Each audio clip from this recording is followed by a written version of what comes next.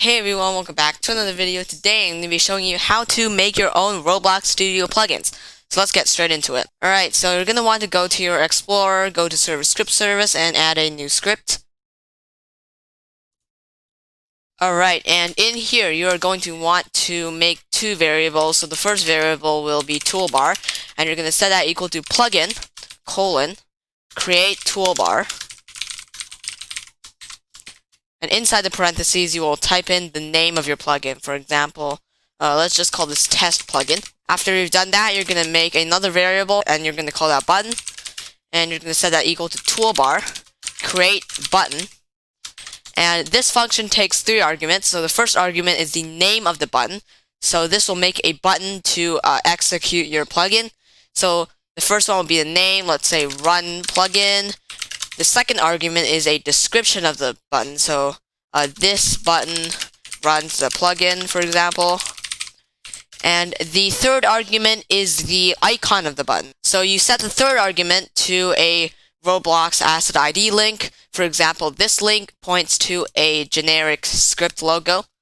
So after you've done that, you're going to want to go to your script and right-click and click Save as Local Plugin and save. Alright, so after you've done that, if you go to your Plugins tab at the top, you can see here on the right, it says test plugin, and there is a button with your icon on it. So for example, here's the script icon, and you can see the tooltip. It says run plugin, this button runs the plugin.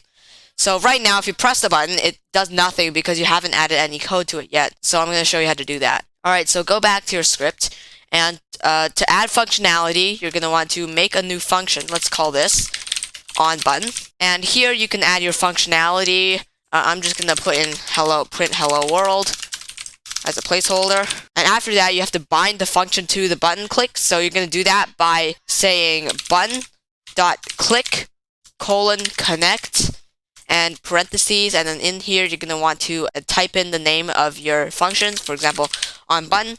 After you've done that, you're going to want to go to your script again and save. After you've done that, go back to your plugins tab and click your plugin button, and you can see in the output that it's printing out hello world, which means this plugin is working. So this is a very simple example of a plugin, and in this function you can add whatever functionality you want your plugin to do. So yeah, that's pretty much how to make a really simple Roblox plugin. So thanks for watching. I'll see you in the next video. Bye guys.